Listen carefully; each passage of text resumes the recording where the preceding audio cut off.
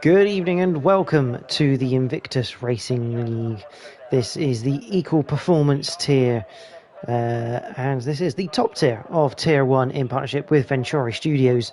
We're back after a week's break, and we've got 7 weeks of action to come. And it all starts at the legendary circuit that is Monte Carlo, the jewel of the F1 calendar.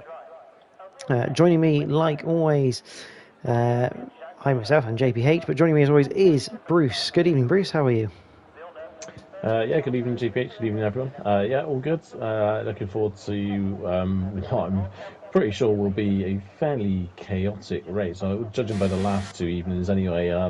We've seen safety cars, rain, a bit of this, a bit of that, and yeah, it should be interesting to see what the top tier guys make of it tonight.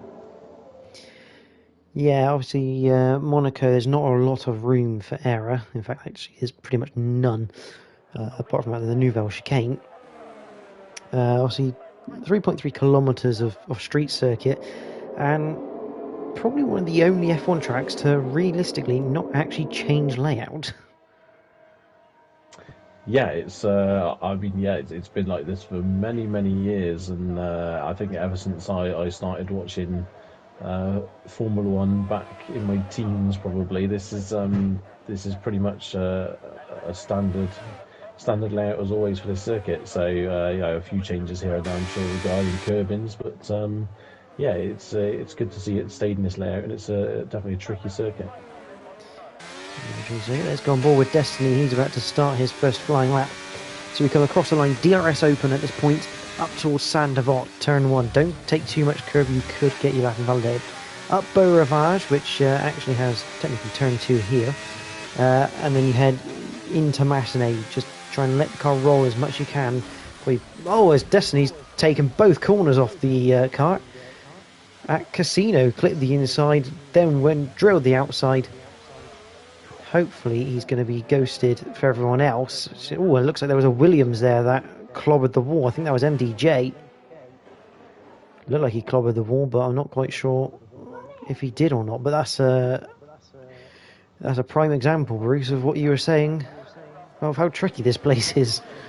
Yeah, absolutely. It's that's a horrific start for Destiny, and obviously this circuit is very, very difficult to overtake. So he's going to have a lot of work cut out ahead of him. Excuse me. Owen was obviously just behind Destiny there, starting his lap, and Owen came round Casino and obviously saw the Alpine in the middle of the road and had to back out of it, and was kind of lucky not to make contact with him while he was stationary, to be honest. But yeah, Owen backed out of that, and I think he's recharging for another lap. So we're on board with Reshka. He likes Monaco, so through Massenet, through Casino, that's better than what Destiny managed to do. Down the hill into Mirabeau, the first of the Mirabeau's tricky braking zone. Then you're going down the hill into what is meant to be the Grand Hotel hairpin, but it's always going to be known as Lowe's hairpin. First gear, tightest corner on the circuit. Through the second part of Mirabeau, and then Portier before you head into the tunnel. This is the fastest part of the circuit, I think. Well, at least with the speed trap is Nouvelle Chicane. Don't want to turn too late as you'll cut the corner and take a warning. Out there into Tabac, down a gear and just absolutely sling it through, and then into the swimming pool complex. Flat left, right, down a few gears. That's a lot of gears for Reshka. He's backed out of this lap in the second part of that swimming pool complex. But you then come into Rascasse. Nice late apex to basically turn into a 90-degree corner. And then Anthony Notes to finish the lap. And Reshka is going to go again for another crack. We're going to driver currently on pole position. We've got drivers currently leaving the session or disconnecting the session, which is not a good start. No, absolutely. Just watching Got Spooked there. He looked like he was on a goodish lap, and then the second part of the swimming pool, he went in a little bit too hot and had to bail out of it on exit. So I think Got Spook's got a bit of time on him, but yeah, learner driver there, setting the pace, and a good half a second clear of Brando Camalango, currently in second. Yeah, it's actually, I don't think Mark's time's not quite representative yet, nor is Reshka's time. So it'll be interesting to see where they slot in. Ginger Tiger doing something that's quite rare nowadays in terms of racing. He did do a 12-minute absolute flat 0:00, but he's since improved on an 11.5. So he's up into the top 10, and what's very clear about Monaco is qualifying is the most important session of the race if the race stays green flag. 100%, yeah. Reska just crossed the line. Improves to 8th, rather. So, yeah, a good effort for Reska. But, yeah, it's a very difficult circuit to overtake, as I said before. And I think you could probably easily be in a position where you could be, like, on raw pace 2.5 seconds quicker than the guy in front. But it's just so hard to get past. And, you know, the strategy of using that ERS on the pit straight and the tunnel is sometimes enough to keep the driver behind at bay. Yes. What's going to be interesting for the race as well is that the undercut around here is actually quite powerful if you time your pit stop correctly to get into clean air. If you're in clean air and you can use the tyres, the actual undercut can be quite powerful around here. And obviously, once you're then ahead, if you manage to gain that track position, it's then a lot easier to defend that on older tyres in comparison to the other circuits we visit. Yeah, absolutely. Excuse me again. As you say, it's quite a powerful undercut, but track position is everything. So, you know, whilst sometimes the temptation, you know, if a safety car was to come out, the temptation of a free pit stop is there.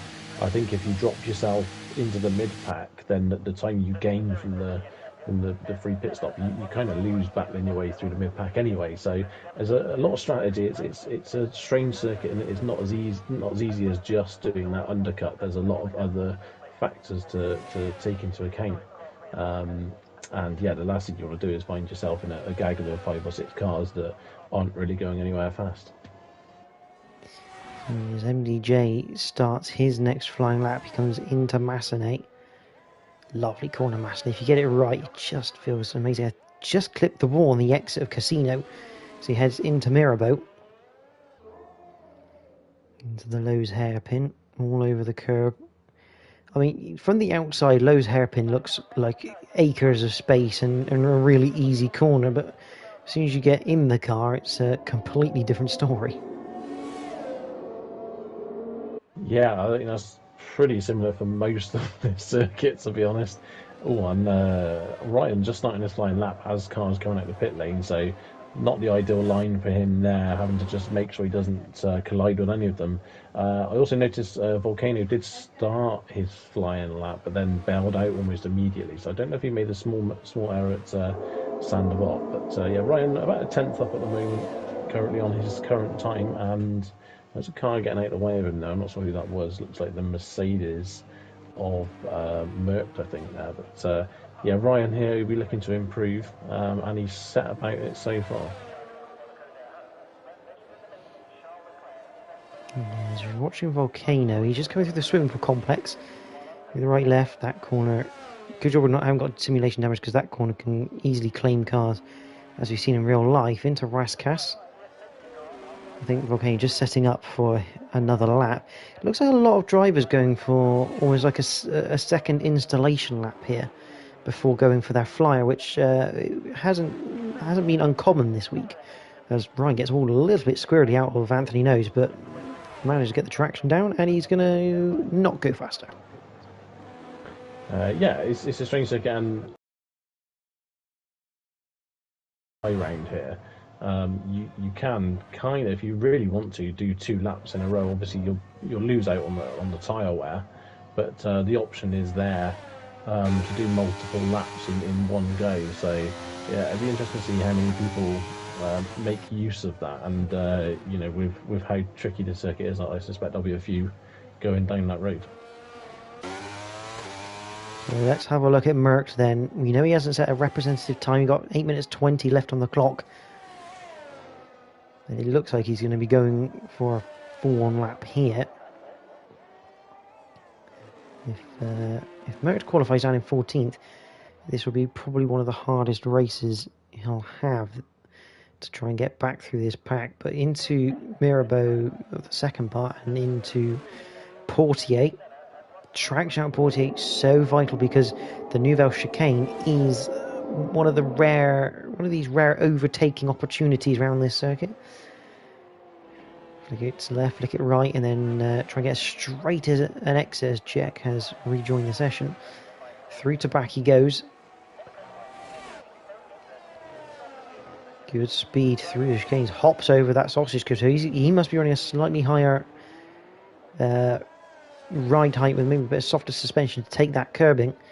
Through Anthony Nose, up towards the line, Merck comes. What's it going to be? It's going to be a 109.798, puts him 5th on the grid for now. Yeah, it's great stuff really for Merck just to get himself up the order, but obviously he'll be looking for a bit more improvement than that. Volcano did initially go up to 4th, but he's now been overtaken by a couple of guys. But yeah, still, even from 5th, that's hard work there for Merck, and he'll want to be at the front. But I mean, Learner Driver's 109.1 is looking pretty solid right now. Brando Camerlengo coming up to the line in the Alpine, or 109.625. He does go a little quicker, stays in 2nd though. It's just a question then, is Learner Driver, I think he's actually going quicker on this current attempt. He does go quicker, 109.016. That is, I mean, this is almost like a Merck style qualifying session here from Learner Driver. He is just tenths ahead of everyone as Stinos puts himself on the front row. Yeah, it's looking pretty tidy at the moment for Learner Driver. Obviously the race can sometimes be something completely different, but yeah, at the moment this is some qualifying performance for him, and he's a long way ahead. I'm sure he wouldn't have even expected to be this far ahead as it stands at the moment. But yeah, I was watching Stinos there coming up to sort of the last couple of corners, was doing really well, and yeah, that's excellent work from the Mercedes driver. It's tight, isn't it, between the 2nd, 3rd, 4th, 5th. And even 6th, 7th really. So a few attempts could make all the difference here, and could make or break people's races. Yeah, absolutely. It's going to be certainly interesting, and it'll also be interesting to see what strategies people take into the race. I mean, we've seen multiple strategies this week in terms of people starting on soft tyres, medium tyres, the hard tyres. You know, it's all, we've had a variety of them, and we still don't know which one's the best one because we've yet to have a safety car free race, and in Tier 2 they had rain. Yeah, absolutely. It's I mean, there's a very high percentage chance of a safety car around here, and obviously some people might normally go for the softs on that basis, but the problem is if you get that early safety car, as I said before, you come in the pits, you're going to drop down the order anyway. So I'm not convinced softs is the right way to go. I think you kind of need the safety car to drop at exactly the right point for you for when you're going to naturally change your tyres anyway. But yeah, it will be interesting to see, as you say, multiple strategies we've seen this week, and will be interesting to see what these guys go for. Yeah, absolutely. Obviously, these guys tend to be probably the best in terms of what strategies tend to work because they can make the tyres last longer than us folk in the likes of Tier 3, Tier 2. So I think you tend to find out of all the tiers, Tier 1 tend to have the more standardised strategies. They're a bit more closer to each other in terms of the strategies they tend to use. It's only maybe the odd one or two that goes off on a tangent. Whereas in like the likes of Tier 3, Tier 2, you get more of that variation because obviously it is the slower tiers, but that can also then breed a variety of differences in between the driver styles. Yeah, definitely. I think it's obviously the experience of the guys in Tier 1 is not necessarily vast compared to the guys in 2 and 3, but it's they definitely have more experience. Oh my god, as Jack there was very close to the pit wall again as cars were coming out of the pit lane and had to take evasive action. So not the ideal preparation for the start of a flying lap, but he's coming up to Casino now and on the run down to Mirabeau. Hasn't set a lap time yet, Jack, so he's going to have to pull something out of the bag. Map on my screen says purple. I don't know if that's true. Would be surprised because this game does lie sometimes, but yeah, yeah, as you say, strategies are more standardised, but with this circuit and with the fact that, as you say, tactics of the pit stop do come into play quite a lot in this race, we could see something slightly more out there tonight to try and get people past cars in front. Yeah, Jack has invalidated this first attempt, which is not ideal for him. Obviously, he's had a bit of issue in terms of connection with the lobby at the moment, so it's the first time he's been able to get on circuit. Learner Driver, however, he is 5,000ths of a second up in Sector 1, so showing that he really is finding as much time as possible and pushing the limit of that car. Through into Portier he comes. And Merck still hasn't left the pits yet. Now, so it's a short lap around here. But I think I see his dot moving in the pit lane, so he's now coming out. Meanwhile, with Learner Driver coming through to the back, he'll come through the Sector 2 line now. What's it going to be? He's another 10th up. He's on for a 108 here. Through the second chicane into Raskas. He's got Aston Martin, who... I think that is a bit of an unlucky time to catch that Aston Martin, because Raskas is an awkward one, because at that point you're kind of then starting to commit to the start of your flying lap. I don't know which Aston, I think it was Ginger, or was it Owen? It was Owen. I think it was Owen, yeah. But it's a bit of a horrible timing situation, that one. It did look like Owen did his genuine best to get out of the way there. As you say, just a very awkward place to catch a car. I mean, to be honest, with Learner Driver's current time, if no one beats it, I should imagine we won't really hear much more about that anyway. But yeah, just a bit unfortunate, really. It was looking pretty special for the 108 there. Yeah, absolutely. Owen himself comes through Portier now. And through the tunnel. The driver, as he retired in the pits, he can't do any more. There's a Mercedes off in the Nouvelle chicane. Just to probably let the Aston through. I think it's worked, yeah. Through to back comes Owen. Not improving at the moment, but only by around 2/10. When he's in the wall. Owen in the wall at Raskas. He just, again, he caught a Williams on the entry. Williams stayed well out of the way. And unfortunately, Owen just misjudged his braking there, and he ran deep into the wall, and that was the end of that lap. So it's a bit unfortunate. No higher than 11th. Stinos improving there, and only now just under 2/10 behind Learner Driver, so an excellent effort from the Mercedes. So, I mean, as Ashton retires, that may be in the pits, I'm not sure, but yeah. I think it's down the Nouvelle chicane. Oh yeah, no, I do apologise, he is down there. I'm on board with Brando Camerongo, but yeah, his car has now been moved, so it shouldn't affect the Alpine driver too much. I mean, could we see a late charge from someone to... or as Brando taps the wall out of the chicane. Yeah, could we see a late surge from someone to get past Learner Driver? That's a bit of end plate gone. I think that's Brando's qualifying it over. Spooked was very close on the exit wall of Raskas. He's going to get up to the line. It's a 109.532, third place for now. But all eyes, I think, are turning towards the Mercedes of Merckx. He's 4/10 up, I think it said, after to back. So, yeah, it's going to be interesting. Not going to get a pole, I don't think. NDJ goes fourth. What can Merck do? He puts it second on the grid, just 8,000ths away from Learner Driver. Well, I mean, I was right when I said he wasn't going to get a pole, but I didn't think it'd be quite that close. But, yeah, a stunning effort there from Merck to pull that back after being in a little bit of strife based on the Mercedes driver's normal standards, but yeah, I'm sure he'll be happy to have just Learner Driver in front of him now going into the race. Yeah, and even though Merck's technically going to be on the... I'm pretty certain second place is right-hand side of the grid, I think, if I remember correctly. I might be wrong. But I have the funny feeling that pole position's on the left-hand side of the grid here at Monaco. It's I'd love to tell you, but I've never had the luxury of being on pole position here, so yeah, I will take your word for it. But Bruce, would you like to take us through the qualifying for the Monaco Grand Prix? Absolutely. So yeah, a sterling effort from Lerner driver there to get pole position, and sharing the front row is Merckx and the Mercedes. Stinos third with Gottsbrook fourth.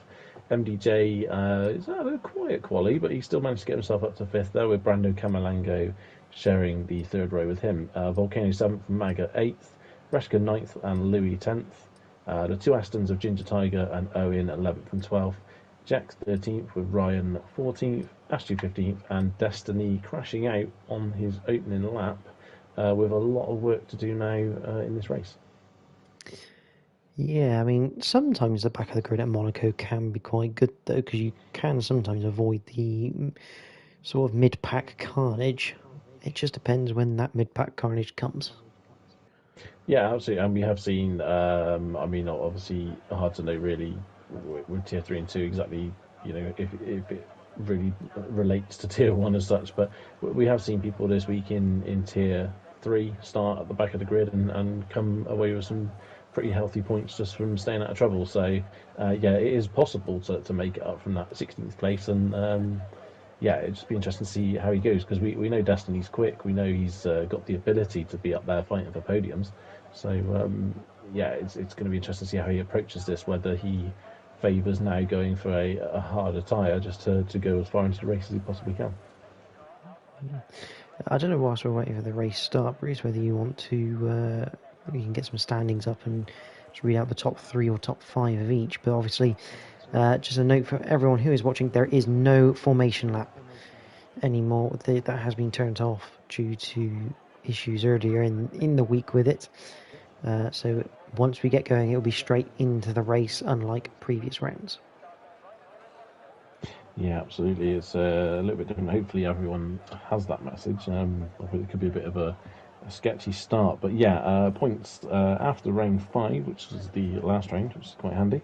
In the Constructors, Mercedes currently have a very healthy lead. The Mercedes and Merckx and Stinos working well together, lead Williams by 50 points. McLaren a further 8 points back, as are AlphaTauri, and Haas currently in 5th on 51 points. So really at the moment, a lot of work to do for the other guys catching the Mercedes team.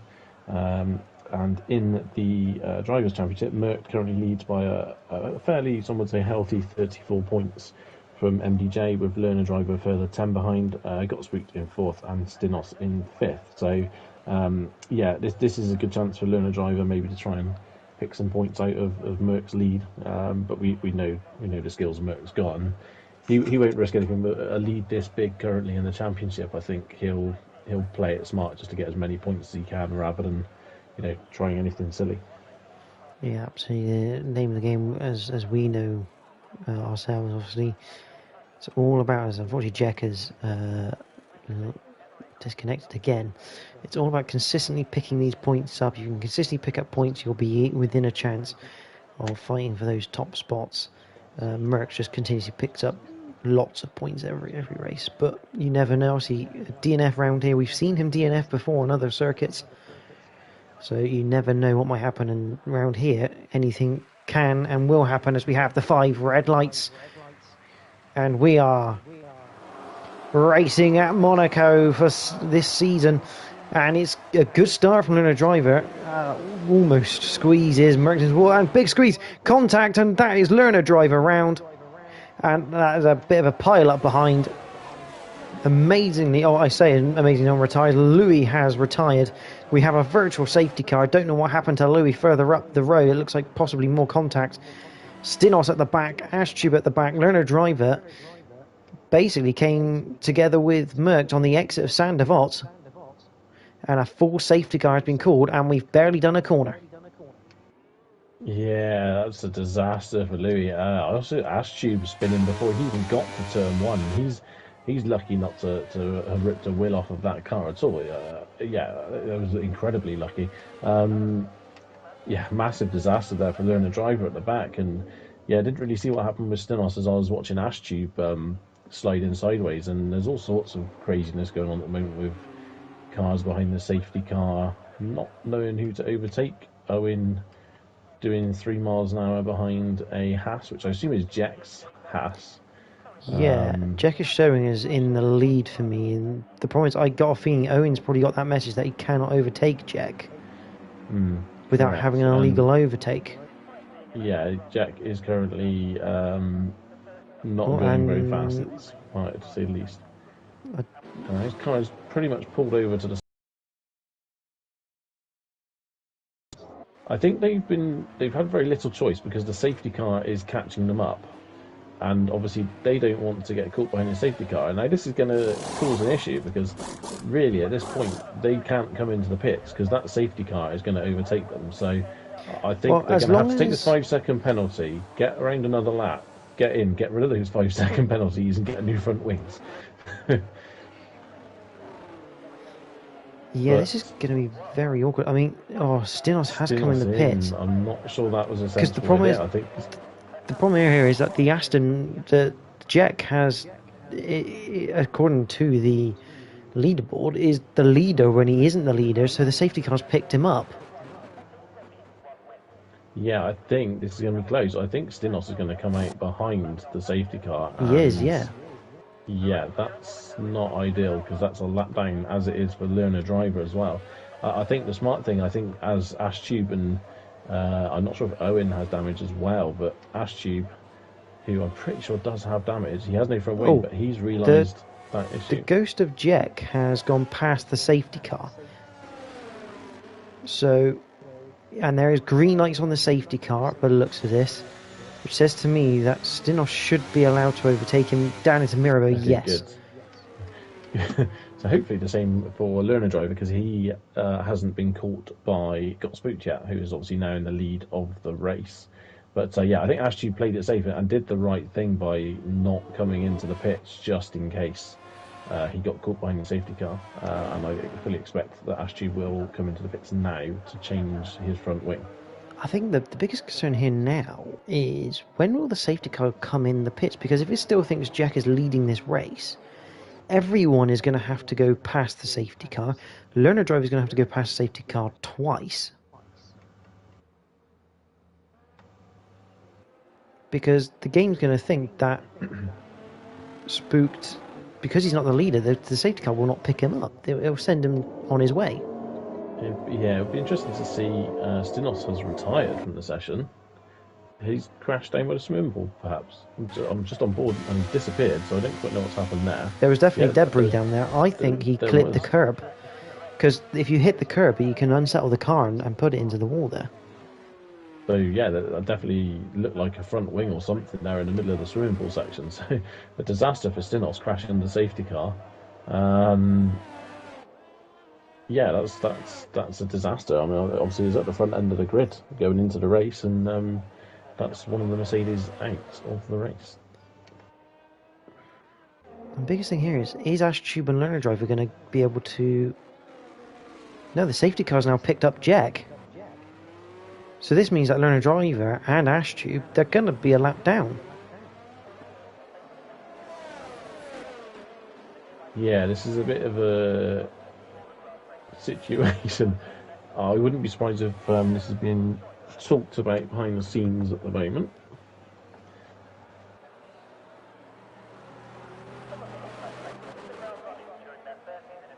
Yeah, not ideal when you get something like this happen. Merckx has left, and I believe this is looking like...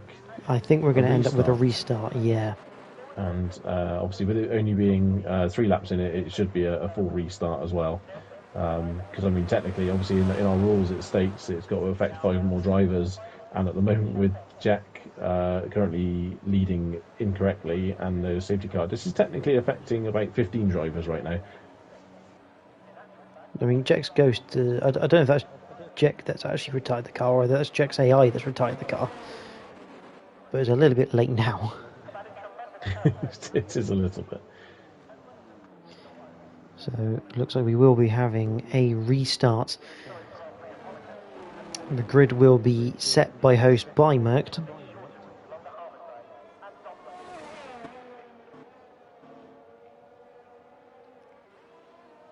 And Ginger Tiger has joined our commentary box. I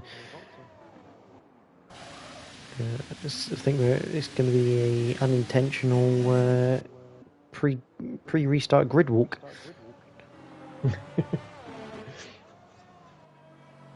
The biggest thing here is that Ginger, got Ginger, spooked. when are you releasing your next album? No, I don't think he's actually there. But yeah, this it's a shame really we've had to do this restart. Are we restarting? Yes. Yep. Okay. Yeah, it's a shame we've got this restart, but obviously it couldn't have gone on there with that situation, and obviously incorrectly had people down the order and a lap down as well. So yeah, a little bit of a shame, but it's good that it's happened so early in the race. I mean, hopefully we shouldn't get this on a second attempt. Fingers crossed. So we're all leaving the session. Lovely. Yeah, I believe we are. Because I've gone back in because I thought it was me, but I'll leave you guys for your chat, and then I'll see what's happening. Well, we may speak to you later. You never know. Oh, I doubt it very much. The only likelihood of speaking to me is if I crash out, and I can have a chat to you. Thanks, guys. Cheers, mate.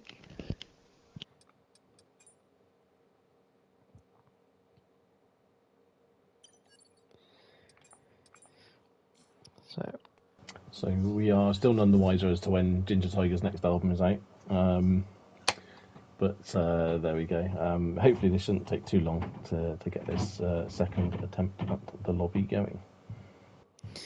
Yeah, and we have had a bit of confirmation here. It will be based on the quality results, as lap 1 was not completed before the safety car was called out. Yeah, I think that's fair enough. Obviously, I assume that the glitch really there has possibly come from Jet's sort of disconnect, and obviously the game has got a little bit confused, to say the least. But yeah, I think, as you say, the right thing to do, a full restart there. And as I said, lucky it got caught quite early in the race.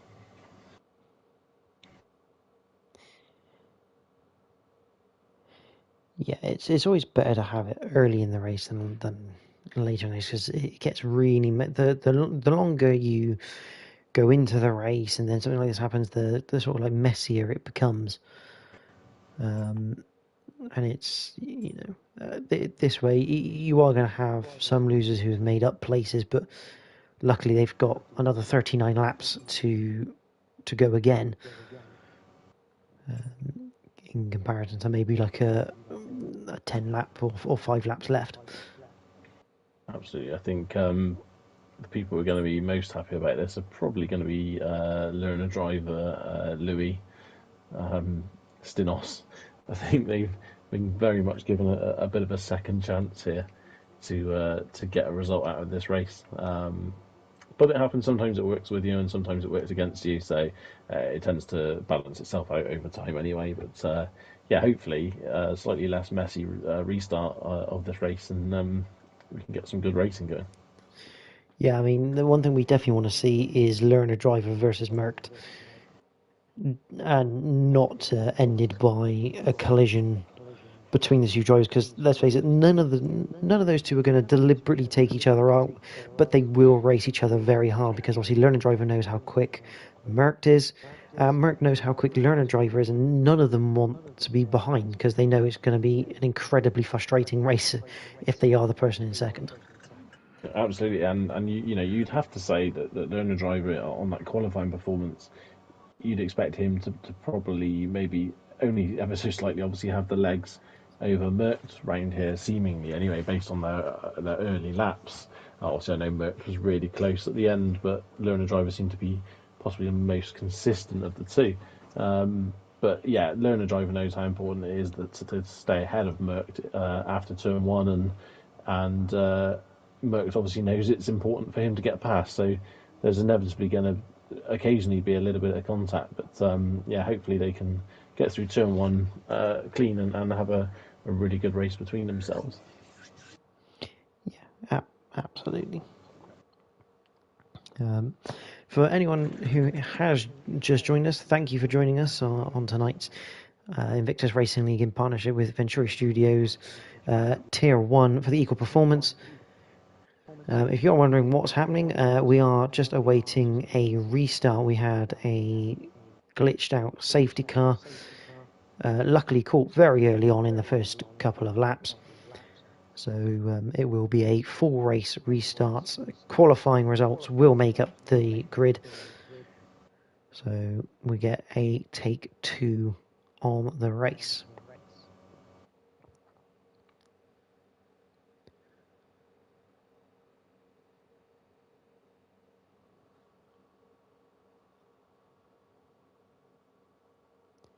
Does however mean that we have to fill in a little bit of extra silence than we would normally hear in the comms box, but that's the joys of sim racing sometimes. It 9 times out of 10, it's a very, very good, and it runs pretty smoothly. But this is obviously that 10th time. Yeah, it's as you say, it does happen from time to time. It can't really be avoided. Yeah, it's a shame. Interestingly, Jack actually saying that in that first attempt, he actually crashed out. But for some reason, the game, I assume maybe he desynced or something, and even though he crashed out, yeah, I don't really. I'm a bit confused as to what's happened there. I wonder if he ended up desyncing or actually disconnecting, because obviously it's not uncommon for a disconnectee to disconnect, have everyone else leave the lobby, but they're still racing. So I wonder if he actually kind of crashed out in his parallel race universe compared to the actual Yeah, lobby. it's quite possible. We have seen similar before. We've only got we started the race with 16. We only got 15 at the moment. I'm trying to work out which Got drivers. yeah. Volcano is who we are currently Yes. waiting for. So yeah, fingers crossed he can get back in.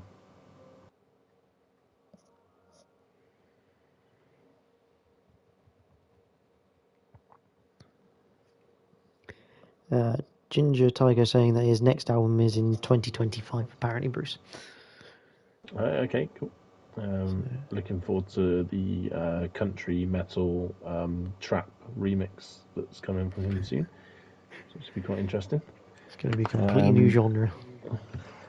Absolutely, yeah. Why not? You've got to be a trailblazer these days.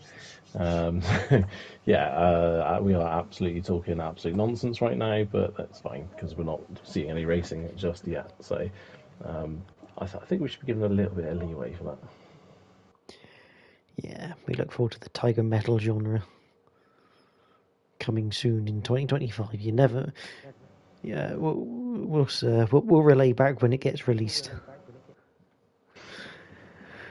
But so we're still just waiting for Volcano to re-enter the lobby for the second attempt of the Monaco Grand Prix. And if you have to join us, don't worry, we're not just sitting in a lobby for fun. No, it's, I didn't see how Volcano got on at the start, but if he would have had a really really good start, some might say he'd be spewing right now at the restart. But yeah, yeah, he's,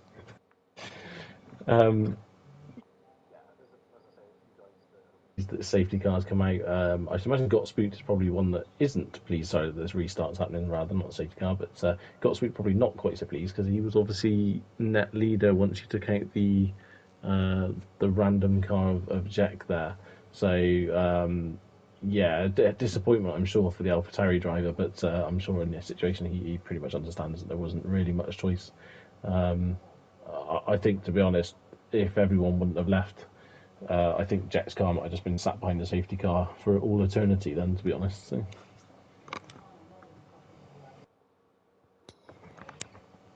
Yeah, it was hard to tell really when it fixed itself, as Volcano is now back in the lobby. So Merckx will set the grid.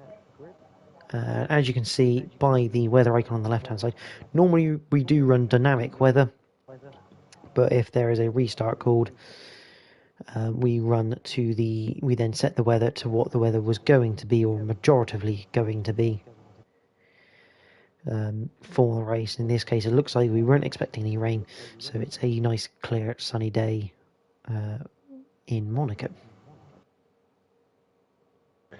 Yeah, shame we like a little bit of rain, don't we? But yeah, this will offer probably the best racing with the dry conditions. So yeah, fingers crossed this goes to plan. I should imagine if this happens again, then we potentially be looking at a postponement. But yeah, fingers crossed that doesn't happen. We can actually get this done today. So I've been quite looking forward to this one, to be honest, all day. It's one of those weird ones, isn't it, Monaco? Because it's so tight that the actual side-by-side element of the racing it's quite a rarity, and I guess that's what makes it so special. Is when you do see overtakes, it's a really good overtake, because let's face it, your options of overtaking are Sandevot at turn 1. I mean, you can, if you're brave, make one at Mirabeau. Then you're looking at the Nouvelle chicane, out of the tunnel, and then your last chance, realistically, is Rascasse. Yeah, absolutely. And yeah, as you say, Mirabeau requires a lot of cooperation from the driver you're racing as well. So unusual to see one there, maybe on the early laps, but as the race settles down, as you say, you're sort of limited to Sandevot. But even that, even with the DRS, sometimes that straight just isn't long enough to make use of it, and it's quite an easy corner to defend going into. You know, you can place the car pretty much in the middle of the track and make it very difficult. So yeah, trying to set them up really into the chicane is your best option normally. But yeah, we should wait and see if these guys can actually show us how it's done elsewhere on the track. Yeah, so you say the DRS. I mean, the problem is with the DRS zone here is that you don't get up to the speeds that really take advantage of that DRS. Most of the tracks where we see powerful DRS are tracks where you're hitting the top speed of the car relatively quickly, because obviously it's only really at the top end that you see that difference where you get that extra sort of mile an hour difference. Obviously, you do gain speed a little bit quicker, but ultimately it's that difference at the top end of the DRS that makes the overtakes possible. Yeah, definitely, and obviously with it being quite a slow corner onto that final straight, onto the pit straight, sorry, it's hard to get the traction down quick enough comparatively with the car in front. You often find you can go nose to tail into that corner. By the time you've both got the throttle on coming out, there's a good 3-4 car lengths at least between you. So, yeah, very difficult to judge exactly when to accelerate out that corner when you're right behind someone, and obviously that then just fully impacts you down that pit straight. So, yeah, it's a difficult one. It's a shame. It's maybe if that last corner was a little bit faster, it'd be a bit different. But yeah, it is what it is, and I think really the DRS around the circuit is merely a tool just to keep up with the car in front rather than an overtaking tool. I mean, I remember back when DRS was first introduced, obviously in qualifying, they could use it anywhere they wanted on the circuit. I remember drivers going through the tunnel with the DRS open, even through the corner, and it was a spectacle to see, and I'm pretty sure we did see an accident or two because of it. But, I mean, that was, obviously that's no longer allowed anymore. You have to stick to the zones, but in reality, that was probably the best time for DRS around their circuit, was when you could just blip it open in qualifying wherever you fancied and take advantage of some extra acceleration. Yeah, probably a little bit scary, I should imagine, through that tunnel, because it isn't exactly the slightest right-hander there coming through it either. And I think actually, weirdly enough, wasn't it, as they were hitting the brakes, wasn't it? I think just the wing closing was what was unsettling the cars back then, and causing incidents down into the chicane as they exited the tunnel, wasn't it? So, yeah, it would be interesting to see what effect it would have on an actual race if they actually had that But yeah, it's a shame really. There isn't anywhere else on this circuit you could realistically have that DRS zone. So yeah, make do with what we got pretty much, and it does mean the drivers have to work that extra bit harder to reap the rewards. And we're getting word that Volcano unfortunately got disconnected from the session, so I don't know whether he'll be able to rejoin or not, or what the plan going forward will be. Because technically by rights we shouldn't really restart without him. But we'll see what is decided in due course. For anyone who's just joined, welcome. For those that are still watching, thank you for staying with us whilst we prepare for this restart. Unfortunately, the game not quite playing ball as we would like, which say it's a rarity that this type of thing happens where we get this sort of delay. But we'll see where we go from here. So what, 39 laps of Monaco to come, and I mean, granted, if it doesn't go ahead tonight, it'll get postponed probably to the end of the season. It would end up becoming the season finale for Tier 1, which could be quite an interesting one if it does. But obviously we're here now, and we obviously, anyone who's watching, we do want to see the racing, but let's see if the game allows us. Yeah, it seems like Volcano's still having issues getting in. He has actually suggested starting without him, but I'm not sure the lobby host is too keen on doing that, obviously, because he wants everyone to be able to take part tonight. So we shall see what happens here, whether or not we do carry on without Volcano. We shall see.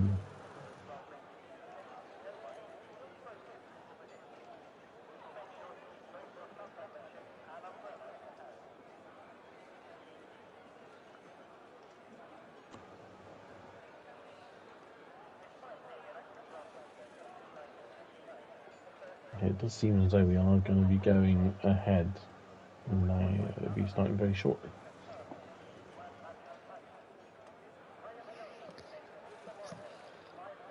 Yeah, so it's a very unfortunate circumstance, this, for Volcano, because obviously he qualified in P8. He was in a reasonably good starting position for this race, so it's a big shame really that he's then going to end up missing out on this race. Yeah, it is a big shame. Obviously, McLaren, one of the teams that are chasing down the Mercs, but here we go. So for the second time of asking, we have the 5 red lights, and we're underway once again at Monaco. Lerner Driver looks like he's got a good start this time, and a better one. He's almost fully ahead of Merc, but Merc goes round the outside. A bit of a twitch for Lerner Driver. Merc gets into the lead, but Lerner Driver not giving this one up as they go up through Beaurivage and into Massenet, into Casino, and got a bit of a bottleneck behind by the looks of it as everyone bunches up through Casino down towards Mirabeau. Ashtube and Co. We got Louis up into 9th place at the moment. Are we going to have side by side there? Oh, there's lots of tapping. It wouldn't surprise if there's a few broken front wings. 3 wide through Lowe's hairpin, and that's going to end badly for Ginger Tiger, who is the unfortunate innocent party in all of that one. And I think Owen may have got held up in that as well, as he's now down to 14th. But we carry on, and Lerner Driver has made the most of this second start. He's 1.9 seconds ahead of Merc. Got spooked, is currently 3rd. Owen's got past Jack in down towards the Nouvelle Chicane. Meanwhile, Reshka all over the back of the Red Bull of Maggot as we head through the swimming pool complex for the first time under green flag conditions for this evening in Tarascas. And that was a late dive out. MDJ is in the pit, so damage there for the Williams, as for Destiny. But we cross the line and everything just starts to now level out as everyone picks their places and starts following the cars ahead. Yeah, a lot of front wing end plates flying around on that first lap. Lots of people just misjudging the bottlenecks going ahead of them, and as oh here we go, moved down the inside by Ryan on Ashley, but Mirabeau. We said that it doesn't normally happen. They're still side by side though. And Ryan, Ashley, sorry, yeah, still ahead. good driving from the pair here because none of them has ended up in the wall. Tighter line for Ryan. I think he. Oh, I was going to say he might have to give this up being on the tight line going into Portier, but he doesn't give it up and he gets ahead. A little bit of ghosting here, but Ashu back down the inside for the Nouvelle chicane. Oh, I don't know if he just about avoided clipping the wall, and Ryan goes side by side once again towards to back. This is not a corner you want to go side by side. They've gone side by side, but it looks like Ashu just backed out in time to stop themselves from having a huge accident. Yeah, a little bit of sideways. On the previous lap, Owen threw it down the inside of Jack at the chicane. Jack then got a run out of him, but Owen then sort of squeezed him in the wall. There was a little bit of contact with the wall for Jack, and I think that's maybe where he picked up a bit of damage. And obviously, I think Owen may have picked up a bit of damage previously to that when he got caught up with the Ginger Tiger incident. But yeah, big shame for those guys. Obviously, a long way back, and MDJ obviously is one of the guys we normally like to see at the front. But he is a long way behind, and he's going to be hoping there's a safety car somewhere in this race suit. Yeah, in terms of tyres, obviously of the 10 runners who have not pitted so far, only 3 of them have gone for the hard tyres. It looks like Jack's got back past Owen, Beau Rivage, and towards Massey, so I can only... Owen's in the wall. Yeah, we have a virtual safety car. Not quite sure what happened there with Owen, but he just suddenly went straight on at Casino.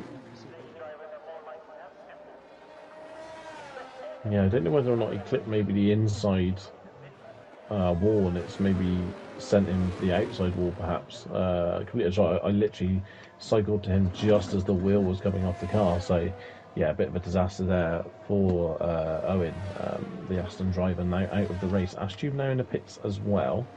Wonder if he's maybe going for a free-ish stop, because he will save a bit of time here, and he is putting on the hard tyres.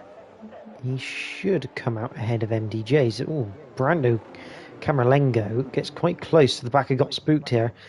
Obviously, as we know, with the Deltas, I think MDJ's just going to get Ashton on the exit there. But as we know, the Deltas, some people give it a little bit more leeway because obviously you don't want to get caught speeding under the virtual safety car because that's a drive-through, and whilst the pit lane's not big, it's enough of a penalty to not want it around this circuit. Yeah, absolutely. We did see, I think, Tier 3, one of the drivers in haste to get ahead of people that were coming out of the pits under virtual safety car actually then broke the Delta time and got a drive-through. So yeah, it's not ideal as we go back green again now, and a good restart there from Brando. Reshka's all over the back of the Red Bull and Maggot though through the swimming pool complex. Doesn't quite get the exit he wants out of the second of the chicanes though, and means a move up Raskas not quite on for the Williams. And we do have this battle for third as well. Merck slowly reeling Lerner Drive back in down to 1.6 after being a 2-second gap earlier on. So we'll keep an eye on that, see how that develops. Yeah, as you say, Merck is kind of a stabilised gap. The problem with this circuit, it's one of those circuits that once you find the pace you've got, you can't really push too much harder because that's when the mistakes start happening. So, other circuits you can start maybe taking risks, but you can't get away with it around here. So, it'll be interesting to see whether or not Merck can make any more inroads than the 1.7 he currently is behind the McLaren. Yeah, we'll see how it goes. It keeps fluctuating from like 1.6 to 1.8. So a little bit of fluctuation there, and you can start to see where, even though these cars are not as affected by dirty air, you can now see where Brando's now 8 tenths back and Got Spooked, Reshka's 8 tenths back from Maggot, where they're just giving themselves a little bit of room now here to, just in case they do break a little bit later or the car does start to understeer a little bit, they've try to get a bit of extra fresh air on the car to help themselves and obviously help their race. Yeah, absolutely. Obviously, you want to look after the tyres as long as you possibly can. I got Spooks having a good little run here. He's in third. He's on the hard tyres. He is. The guys in front aren't really pulling that much time on him at the moment. I don't know how much that might change, but obviously at some point, probably maybe around lap 11, 12, 13 maybe, I think the hards might start to be slightly better than the mediums. So if he can hang on in there, he's in with a shout. The only obviously awkward part of this is obviously Merckx and Lerner Driver, can they get an undercut on him? Destiny was almost down the inside of Ashtube at Massenet. He was very close. He backed out just in time because that was about to be another accident. But Destiny's all over the back of the Alfa Romeo, and it looks like it's only a matter of time before he manages to get a good exit out of a corner and make a move, maybe down at the Nouvelle chicane. Close enough to make the lunge. But Ashtube, very clever positioning of the car. But I think Reshka was almost alongside Mag. I think he might be was alongside him, but couldn't quite complete the move. Back to Destiny.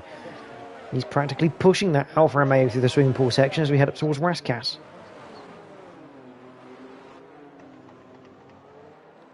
Yeah. Reshka's got a slight squeeze. Reshka's looking to go down the outside of Maga into the first corner, and I think he's trying to get a bit of a better line for a run up the hill, but obviously he just ran out of room, and lucky to sort of keep his front wing, to be honest, because it was a little bit tight.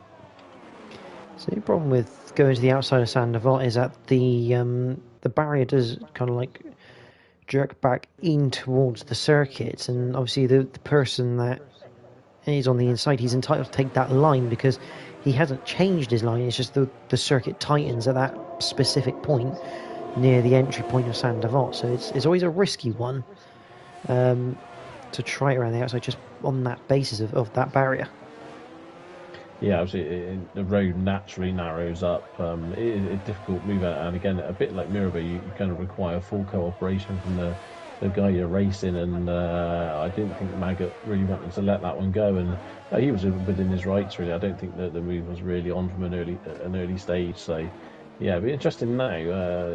Jack is close to Destiny. Destiny's close to Ashley, but I think Destiny is probably being slowed a little here by the Alfa Romeo driver.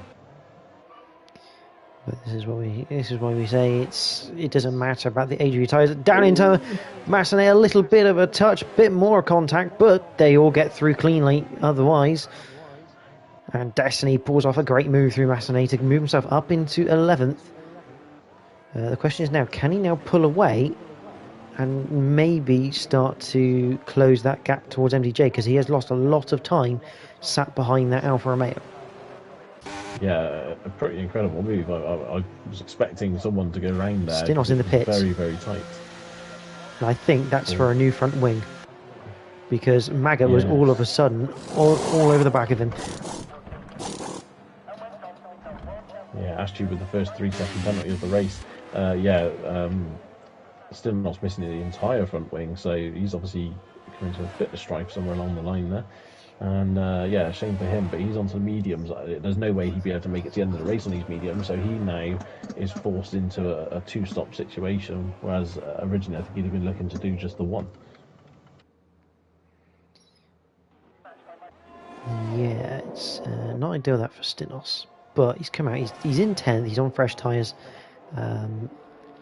His goal now is to basically maybe build up a 10 to 15 second gap here, or as near to 10 as possible, for when those around him come back in the pit, so he's got a pit stop in hand, so he doesn't lose any positions from this now.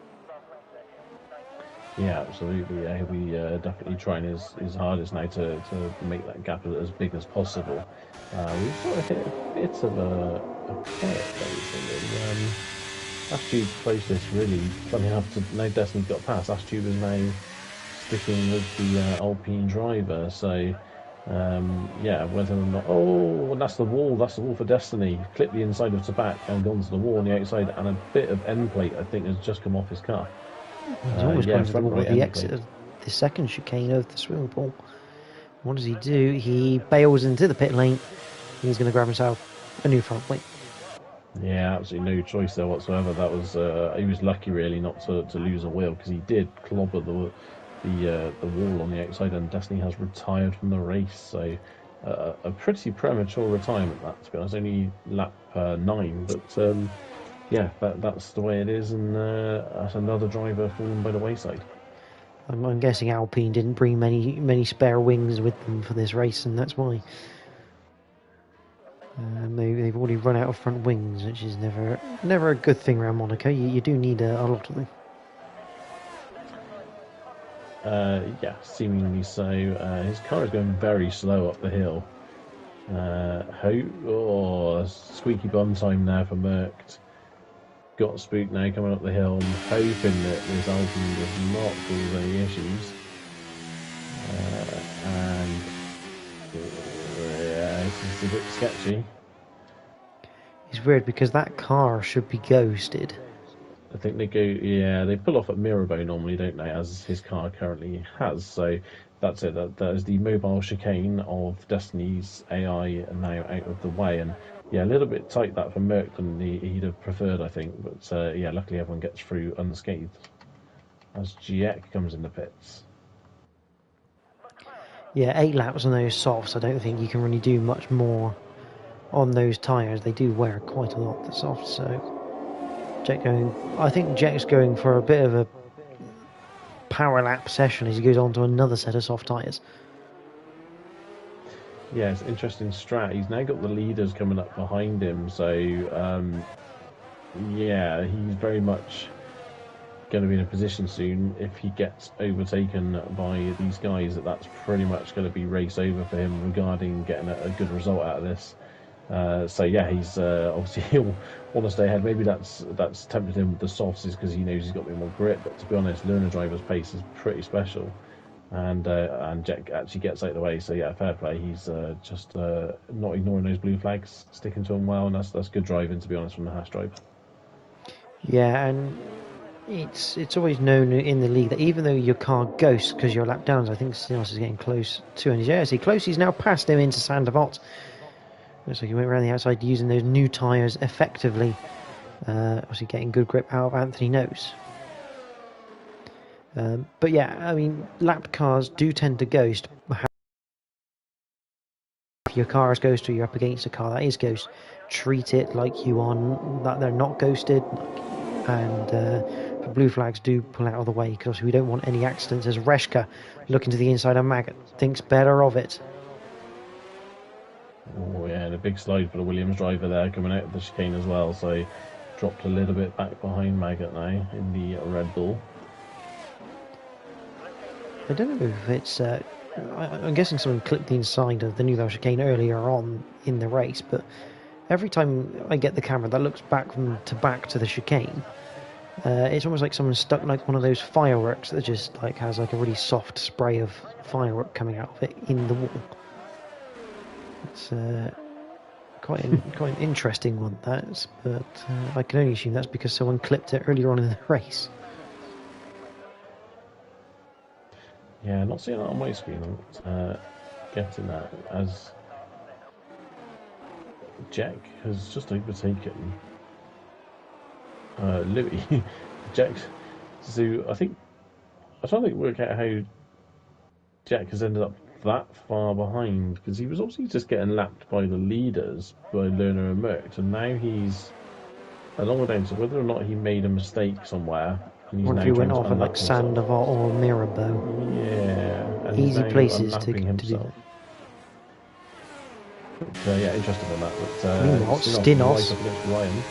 Yeah, he's in front of Ryan into the Nouvelle chicane. Gets very close to the walls on the left-hand side of the car, but I mean, this is showing what new kind of rubber will do for you here at Monaco. Just the pure traction available just gets you corner exits and chances to get alongside. Yeah, absolutely, and he's banging in some pretty good laps right now, Stinos, to be honest. Looking at what he's doing, he could still be on for a good result here if he can keep going. We've got a yellow flag in sector 3, but For Astube, I think. that's But too... maybe he's clipped the warners, put a bit of debris onto the track. He still has an intact front wing, supposedly, so yeah, unsure about that. But yeah, I mean, Stinos at the moment is currently fastest lap holder. He's setting on Merckx with a 3-second penalty, so that's going to be vital in this race with learner driver. One thing I am going to note with Jack is that he needs to be a bit careful here because he's using the ghosting to unlap himself, which by regulation standards you're not allowed to do that. You kind of do have to do it in a proper fashion. I know it's quite hard around Monaco, but if all of a sudden his car becomes solid whilst trying to make a move, that could cause some big problems. Merckx in the pits anyway with Maggot. Yeah, interesting from it. It's quite early on those mediums, switching to the hards. Maybe this is an attempt to get maybe the undercut on learner driver and then try and gap him after. It'd be interesting to see how learner driver responds. Astube is out of That's the up race. to back, and we have a safety car. So this is not going to work for Merckx. That's not ideal now, 100% for him at all. I mean, he'll get past Brando, but every chance now that Got Spooked is going to potentially jump the Mercedes driver in the pits. It's going to be touch and go, but this works out well for Luna driver. You know, he can come in here, get the hard tyres on, and no danger of Merckx getting that undercut that it looked like he could potentially get. Ginger Tiger, probably the luckiest driver here, because he's managed to avoid being lapped by the McLaren. So as long as his pit stop goes well, and he hasn't got to change the front wing, Ginger Tiger should be able to come out ahead of Lerner driver and be able to stay on that lead lap. And indeed he does. I mean, a bit risky from Ginger Tiger. It might have been worth maybe going around potentially another lap, but yeah, he's on drive-through for Brando for speeding under the safety car. So that's an absolute disaster for the Alpine driver. And obviously he cannot serve that under the safety car. He's going to have to wait to the restart to get rid of that. Merckx has got ahead of Got Spooked.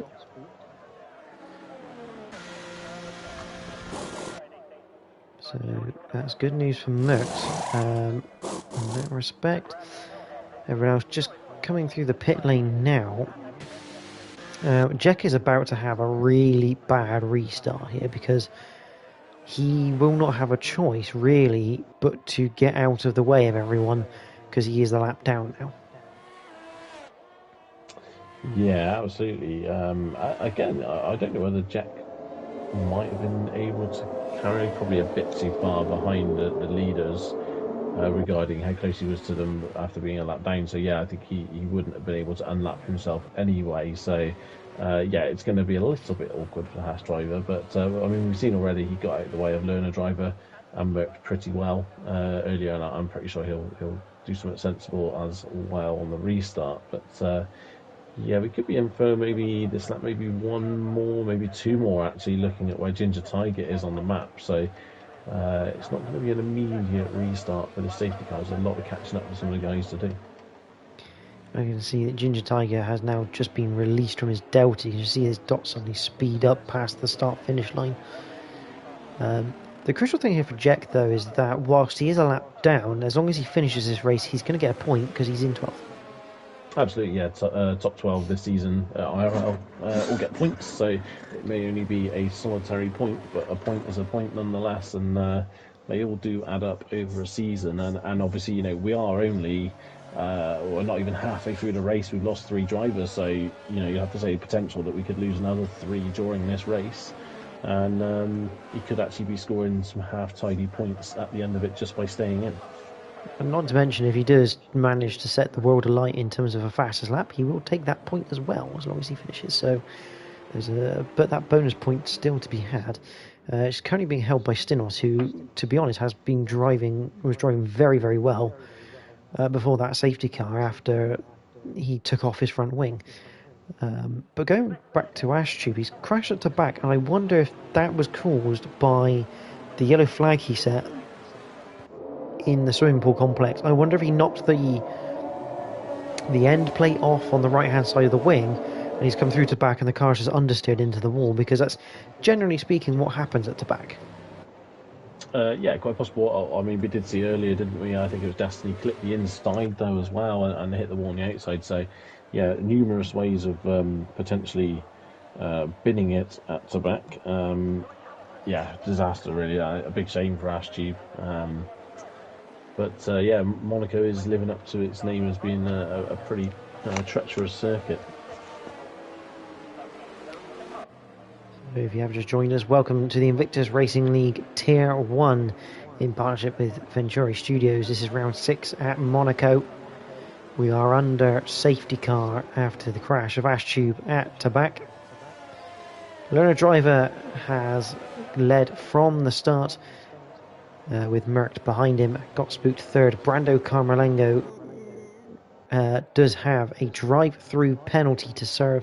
So whilst he's fourth now, he will be at the back in 11th after he serves that one. MDJ has just come into the pits. This could be an interesting strategy from MDJ, because he's basically done a lap under safety car with the hard tyres to get them out of the way, and he's now going back onto a set of mediums. They got to do 21 laps, but if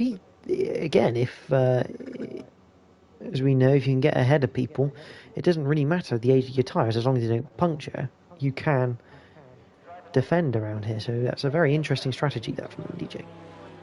Yeah, absolutely. Yeah, it is sometimes a relevant tyre wear, as long as you can keep control of that car and save some ERS for the vital parts of this circuit. You know, it's so hard to get past that, like you say, you could have very, very worn tyres and still be very difficult to get past. Yeah, it's going to be interesting how this goes. I mean, Brando's obviously going to be dropping to the back of the pack very well, obviously down to 11th, sorry, because Jack is a lap down, but safety car in this lap as well. It'd be interesting to see how Stinos, if he can battle his way through the field here. He was setting some, as you said, some pretty lightning laps there just before the safety car. So yeah, I think the Mercedes driver could well start rising up the order and not wishing to tempt fate, but once again, Rashka is just having a quiet little race here and finds himself technically in 4th place on this restart. Yeah, as learner driver, it looks like he kind of went just before Anthony Noakes, which does catch Merckx out a little bit there, because normally you go on the exit of Anthony Noakes, but up towards Saint-Devote we go. We'll flick through the field, and someone who did get Reshka's behind Jack's Ghost. Jack, I think, I'm pretty sure Jack started behind Reshka on that restart. I can't be too sure though. But Maggot in 6th, so Reshka passed Maggot on that restart. Yeah, not quite sure. I didn't quite catch it, to be honest, but yeah, obviously Jack not getting out of the way of Reshka at the moment. I mean, his pace looks pretty identical, but yeah, he is getting blue flags. So I mean, it's interesting whether the game does actually sort of self-penalise Jack here for ignoring the blue flags or not, or whether or not it deems he's far enough ahead. But I'd have to say at the moment it seems like they really do kind of want him to get out of the way a little bit. Yeah, it's at least half the circuit now. He's going to be under blue flags. He's still under the blue flags as he heads up towards Saint-Devote. I think it won't be long before the game penalises him for this, for Jack. It's an unfortunate thing that's happened to him. However, obviously it has, and to some degree you kind of have to accept that's the unfortunate part of it. I mean, he may be able to let Reshka go and just follow Reshka, build a gap so that he doesn't have to let Maggot through. But obviously only he can decide what he wants to do. Meanwhile, Stinos on the back of Maggot as we talk about him. Out of Portier we go, and the Mercedes driver. Obviously, the Mercedes looking to take advantage here of the McLaren's lack of fortune for this race in terms of as Louis now picks up 3 seconds because obviously Volcano was unable to do the restart. Meanwhile, Brando has to come in the pits, and he does so now. Drive through. Yeah, normally get 3 laps after the restart to serve that penalty, so it's obviously feeling now is a good time to do it. It sort of makes sense really to get out of the way as soon as possible, and then you kind of know where you're at then after that. But MDJ pretty much pushing Ginger Tiger up the hill here towards Casino. Into Massenet they come. MDJ looking for a gap, any sort of opening. It's a rare sight in around here, but if you can find one. Oh, he has a little look into Mirabeau, but thinks better of it. He knows he's not quite close enough. Ryan on the back of Louis as well. This is why we like safety cars, because it bunches everyone up. We get a little bit of action, even if it's only for maybe 5 laps or so. But this is going very nicely. Ginger Tiger gets a good bit of traction out of Portier, and it's going to stifle any attempt for MDJ in the Nouvelle chicane. Makes you wonder, was that pit stop from MDJ? Is this going to cost him now because he can't get past Ginger? He needs to be getting through people. Mercked 5-second penalty, speeding in the pit lane, and he is retired. That's it. Jack has retired. Oh, right, Louis in the wall coming out of the final corner there. He's got away with it and no damage. Oh, and this is getting messy. 4 cars don't go into one. There's a Ferrari in the wall. That's Louis. Ryan 7th, MDJ up into 6th. That got very messy into Saint-Devote. Yeah, absolutely. Louis is missing his entire front wing now. So yeah, I don't really know what happened there. Louis lost it, and then people started slowing down on my screen. I don't know if that's what transpired with you, but it looked like people started slowing down random places that are going into turn 1. And then all carnage kicked off. But an absolute disaster. Louis just getting out of the way of Brando there as well. But still not now with a 3-second penalty. And we've got yellow flags. We've got people going straight on at the chicane also. It's absolutely chaos at the moment. Absolutely. MDJ now on the back of Maggot. But yeah, this is...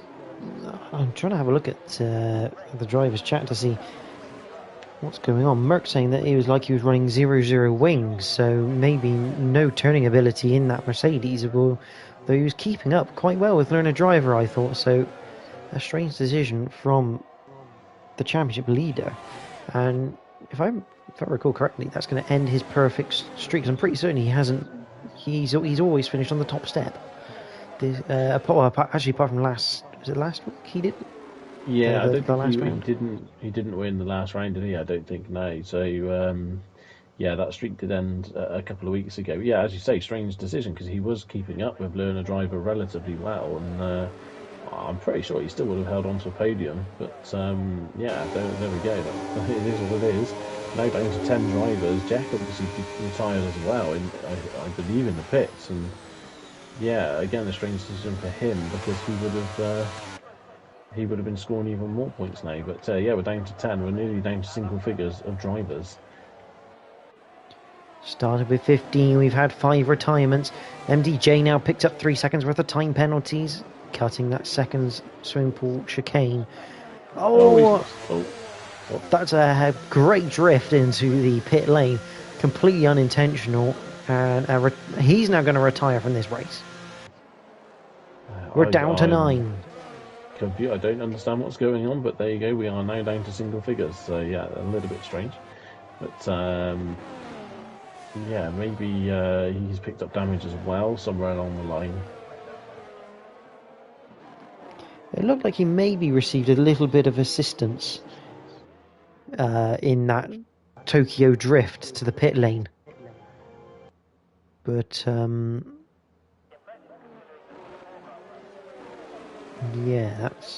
it's not ideal this for others to be retiring in the pits, especially when points are still on offer.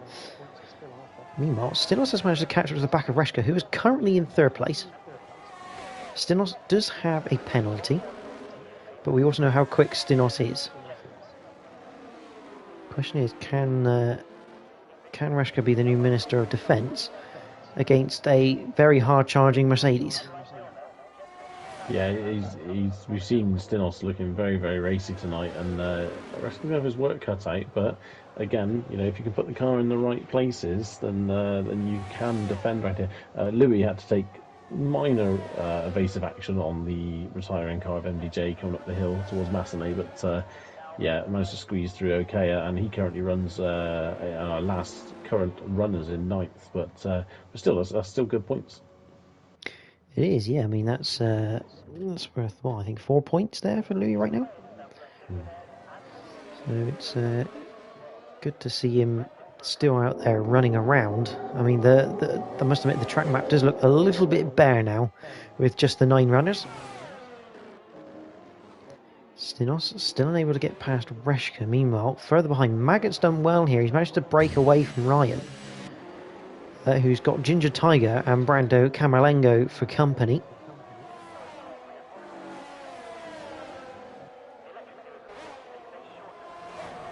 Reshka currently still doing a good job of defending at the moment, still.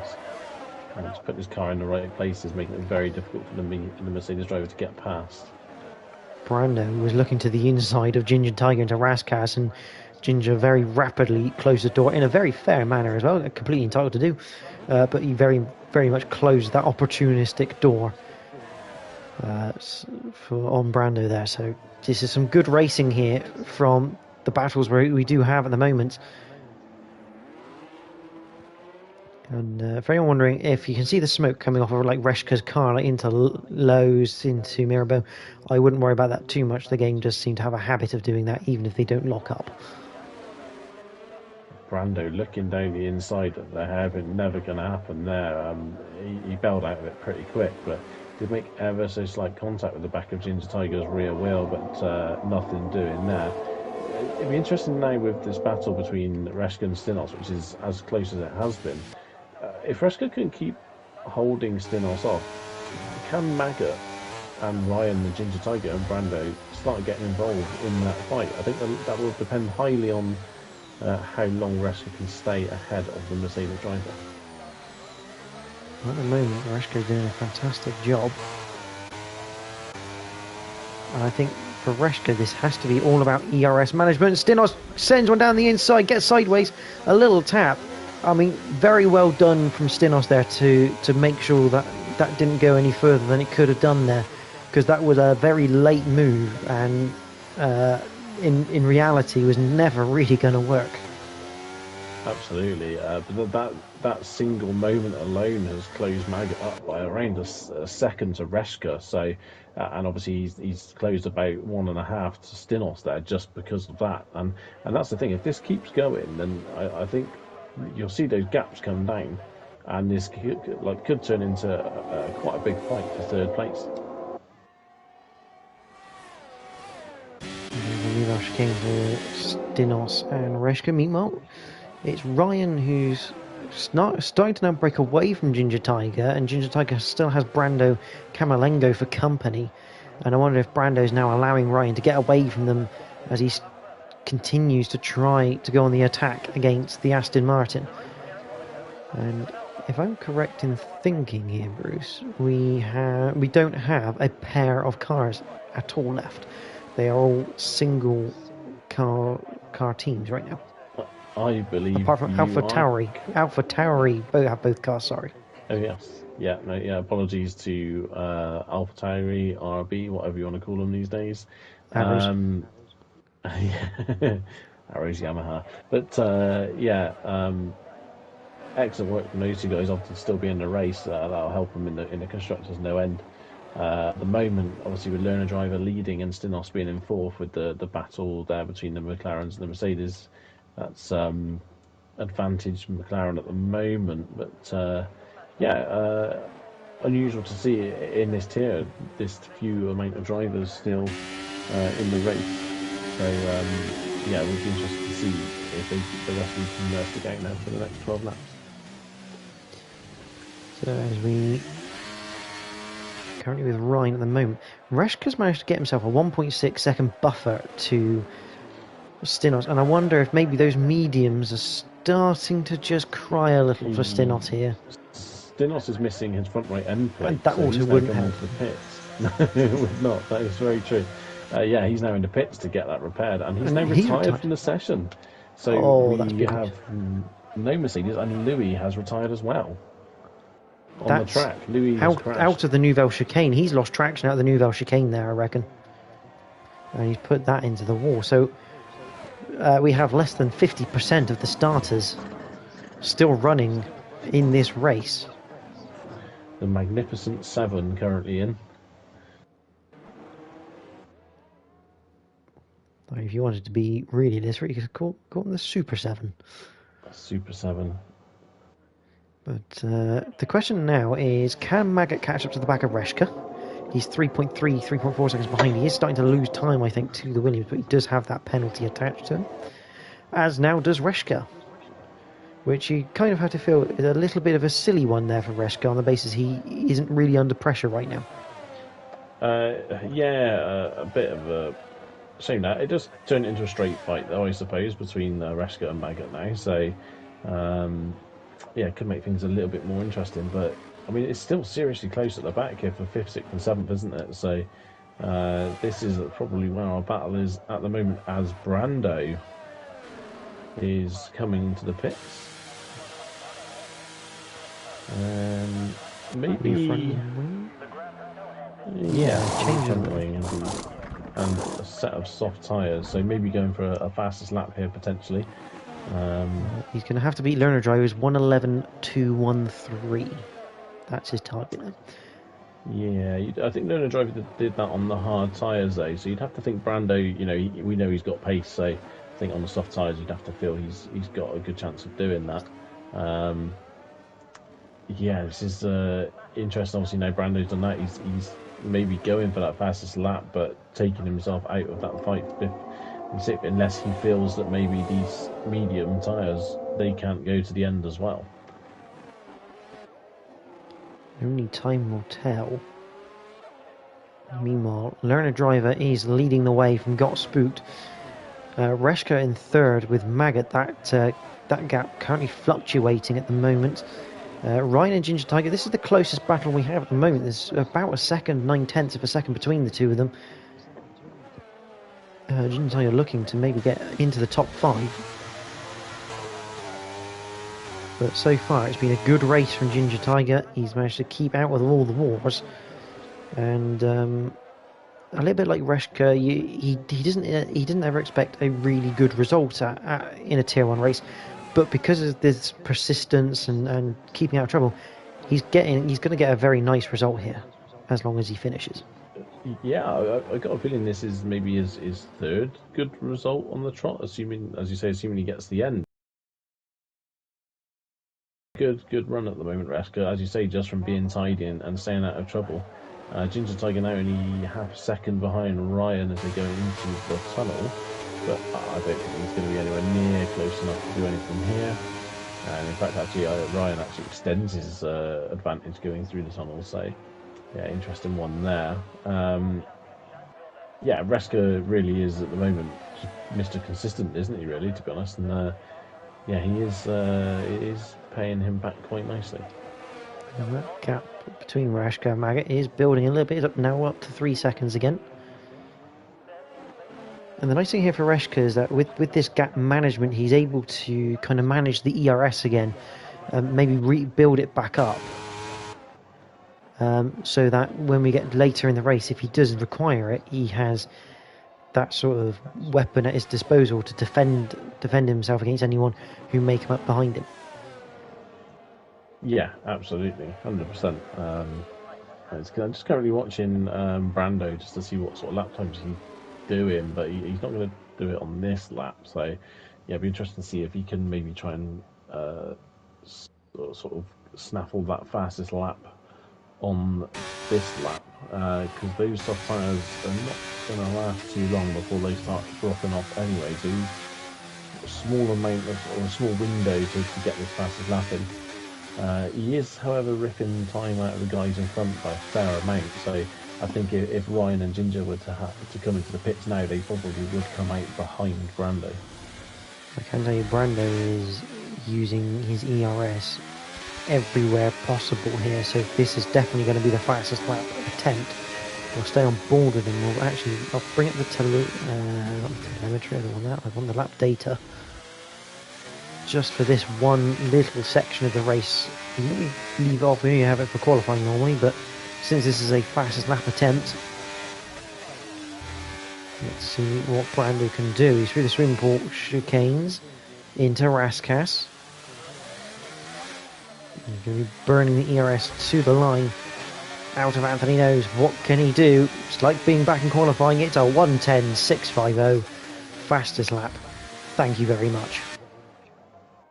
Yeah, definitely. That's that part done. Now the next part is, can he actually catch Ryan and Ginger Tiger 20 seconds in 7 laps?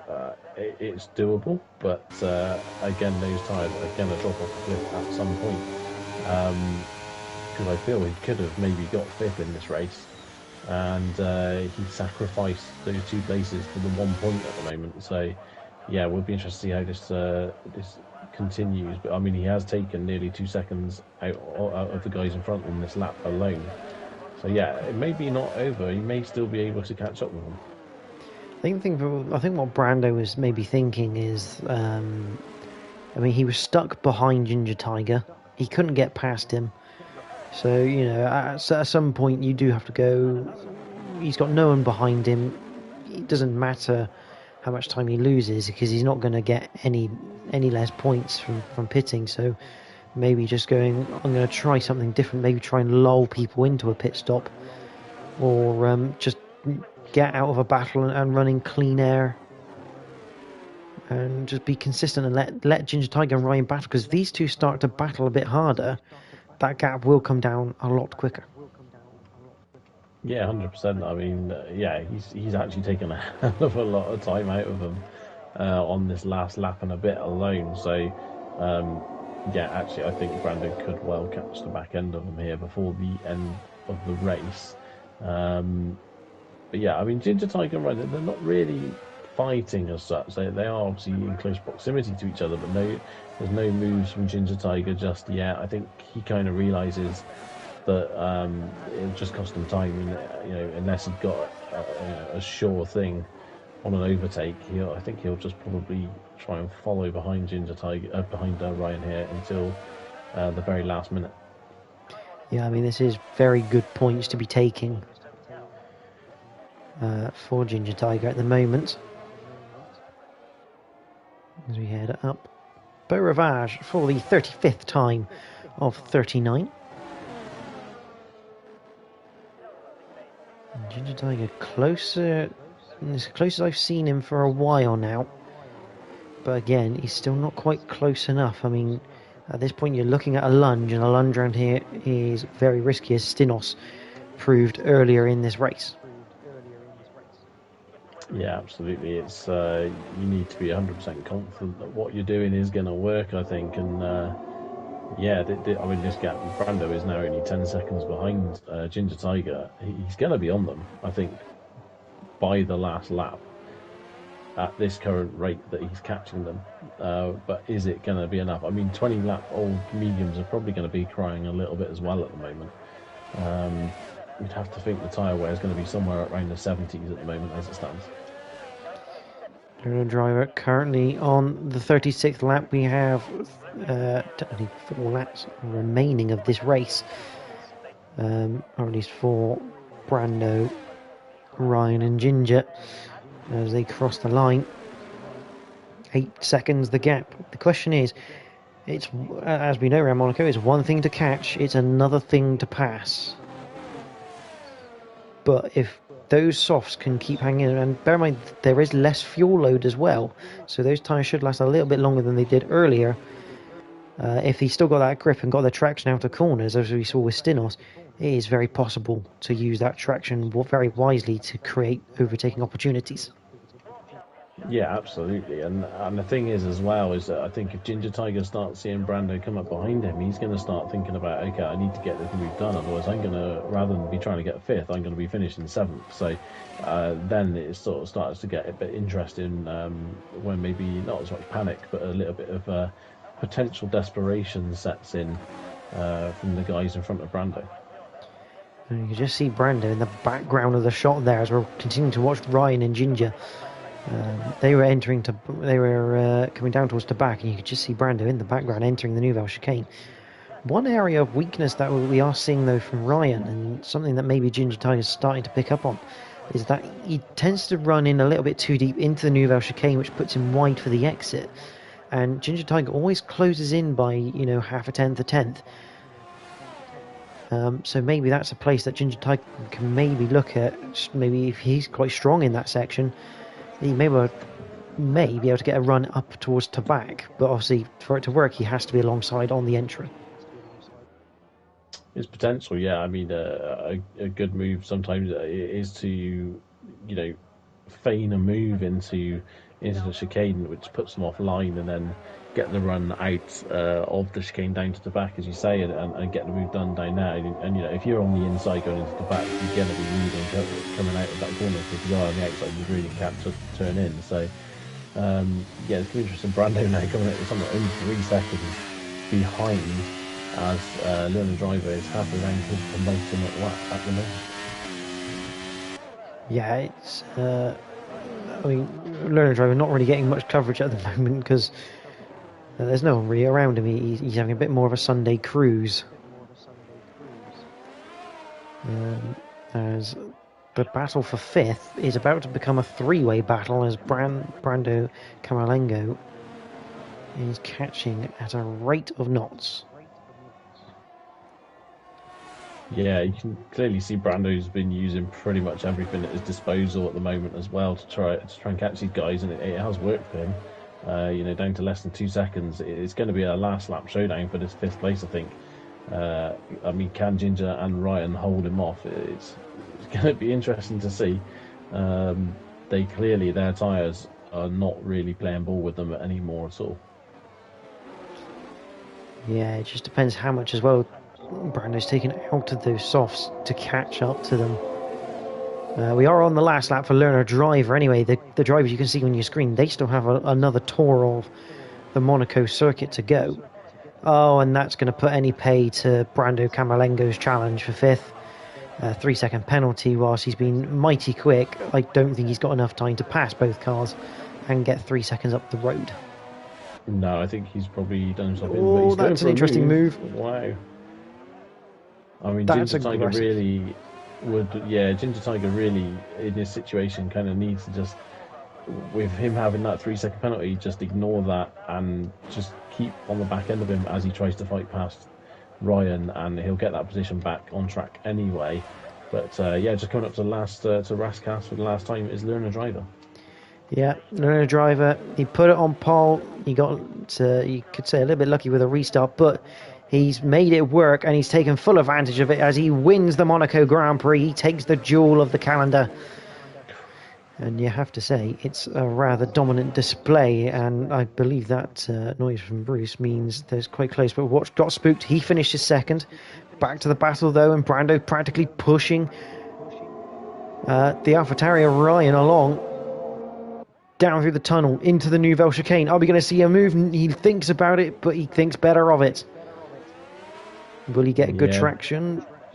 Not enough to warrant getting into Tabac. Meanwhile, Reshka, he's going to come home for his first podium of the season, and it's absolutely well deserved for the Williams driver. He stayed in this race, as has Maggot in fourth. Meanwhile, back to this battle for fifth, and it looks like Ryan's just going to hang on from Brando, even though Brando's got that penalty anyway. It's been a great battle, a great drive from Brando as well.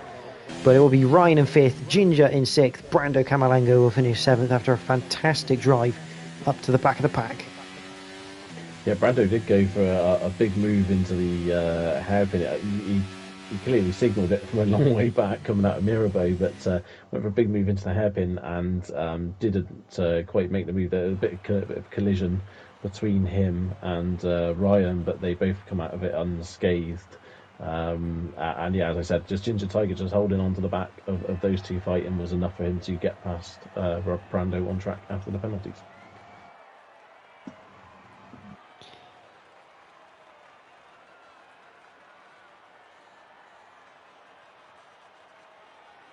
So you see the drivers on the podium.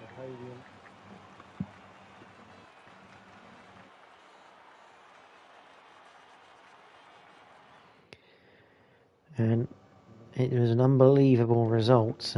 Bruce, would you like to take us through the provisional results of the Monaco Grand Prix?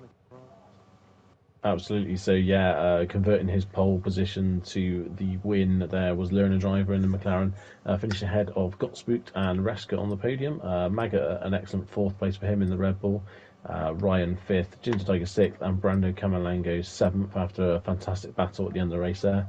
Brando being the last classified finisher with Stinos, Louis, MDJ, Mert, Jack, Ashtube, Destiny, Owen, DNF in, and unfortunately Volcano struggled to get into the lobby earlier, so it was did not start. Thank you very much. And yeah, it's effectively 16 entrants, 15 starters, 7 finishers. Obviously 3 podium place drivers, and one of those, I'm happy to say, has arrived in the party. Good evening, Reshka. Congratulations on your 3rd place. We spoke to you, if I remember correctly, in Austria because you got 4th, and we were unable to get anyone in for interviews. This time you're here because you finished on the podium. It's a fantastic result and a great show of resilience as well. Oh yeah, it's nice to be here on merit this week compared to last week. Oh no, it's a tough race. It always is around Monaco. I was glancing at my mini map in the last few laps, thinking, gosh, not many people have survived this one. No, absolutely. I mean, less than 50% of the starters actually finished this race. But for yourself, I mean, with this race, we know you enjoy Monaco. We know you tend to find it's kind of like almost like a strong track for yourself. Was it just a case of get off the start line, get settled into a position, and then just go about your business? Don't worry about too much about fighting things, but if the chance arose to do so, but generally speaking, just make sure you stay out of the trouble that inevitably happened. Yeah, that's exactly it. The first few corners is all just about surviving with your front ring and without ending up in a big crash. I just about managed to do that. I was side by side with somebody all the way up the hill, which was a bit nervy. But then, as I say, you kind of find your little place. I think I ended up sat behind Maggot, and I think I had one brief attempt to overtake him, but that got a bit close to the wall. So I thought, no, I'm just going to sit behind him now for this. He had great pace, Maggot did. But no, and then it's just settle to the end, don't mess up, make the right calls with pitting and safety car. That's crucial. You don't want to pit and end up stuck behind traffic. So, and then just get to the end and hope everybody else around you falls away. So yeah, I mean, speaking of Maggot, we didn't actually catch you overtaking him. Was that on the last restart? No, I got past him. There was one attempt I tried to make on him around the outside of Sandevot, but because the barrier kinks in there, I kind of got squeezed against the wall. But no, what happened was Maggot pitted rather early. I think lap 14. I think optimum lap was around 18, so he was very clearly there was a gap. And he was trying to get the undercut, so I wouldn't be able to undercut him. But the moment he did it, I thought that's risky because if there's a safety car, he's going to end up stuck. And half a lap later, there was a safety car. So that's when I overtook him by pitting under the safety car when he didn't. Yeah, absolutely. Bruce, do you have any questions for Reshka?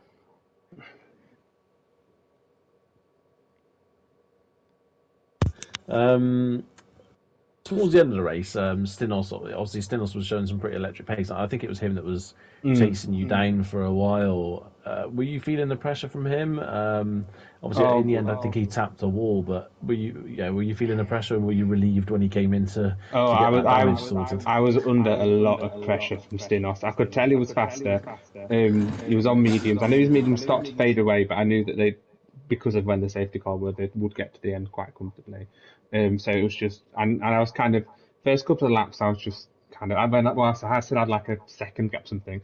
I was just kind of watching him, trying to work out where he's faster, and try to anticipate where I need to use my ERS to defend, where I need to hold back a bit on the apex to stop him from getting a run and those kind of things. So, no, there's a lot of pressure. I think I mostly had him covered. There was 1 or 2 attempts he made. I think he made a bit of half-hearted thing up the inside of Sandoval. But I don't think he was quite. It wasn't even half alongside where we made a bit of contact. But no, it was under a lot of pressure. But I also felt I'm just about okay, and hopefully he'll bash a wall or something like that, trying to get past, which I think is what eventually happened. He nicked his front wing or something. So, but no, a lot of pressure from him. So yeah, quite relieved when he disappeared. I mean, we have to ask because we know you're very open in the manner that you always say that you don't expect to be in the top places. You know, it's hard to get up into those sorts of positions. But at any point in that race, did you have to pinch yourself when you were there going, "I'm in third place"? Did you ever have to pinch yourself to go, "Am I sure I'm not dreaming this"? No, actually, no, because I always go well at Monaco, and I've got good pace. I think I qualified well, about 8th or 9th, something like that. I was really pleased with that lap. And it's a shame we had to restart the lobby because I was up to 6th after the first corner on that first. It was kind of like, no, it's okay, it's going well up to like about 6th, 5th. And then I think it was after the restart and the Alpine had a drive-through penalty, and then I'm not sure why Merckx disappeared, but he ended up going into the pits. It was kind of like, oh no, it felt like I didn't feel like I'd necessarily looked into that position. I felt like, even without lots of retirements, everything, I think I still would have got 5th, 6th kind of place. So the extra couple of things happening were just kind of like the cherry on top, really. So. Absolutely. Well, congratulations, Reshka. Your first podium of the season. You never know. We may be the start of something. You just never know. But we have a couple of other. Right, so we'll start off with the Got Spooked. So obviously, congratulations to him on 2nd place. Got Spooked said he's pretty happy with the result. He touched the wall in the first sector of his last quali lap, which lost him 2 to 3 tenths of a second. He managed a good 2nd and 3rd sector, so he still ended up pretty close to where he would have been otherwise. He couldn't match the race pace of Merckx and Learner Driver, so he just ended up driving at 80% in cruise mode. As he says, a nice Sunday drive, as Monaco should be. And Learner Driver, our winner, very big congratulations to him, said he was happy with quali. He had more pace but couldn't find the space on the track.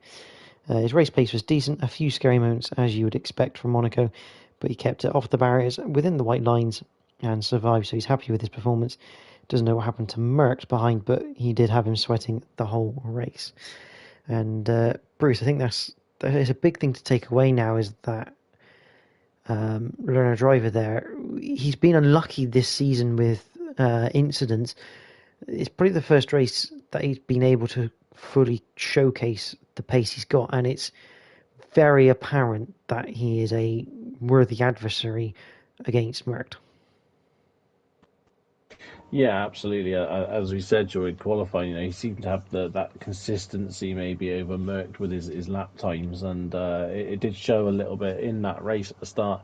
Obviously, Merckx was keeping up with him fairly well until his retirement. But yeah, I mean, it makes it interesting now. Obviously, the gap closes a little bit now to Merckx, but he's still got a fairly healthy lead, so I don't think he'll be too worried just yet.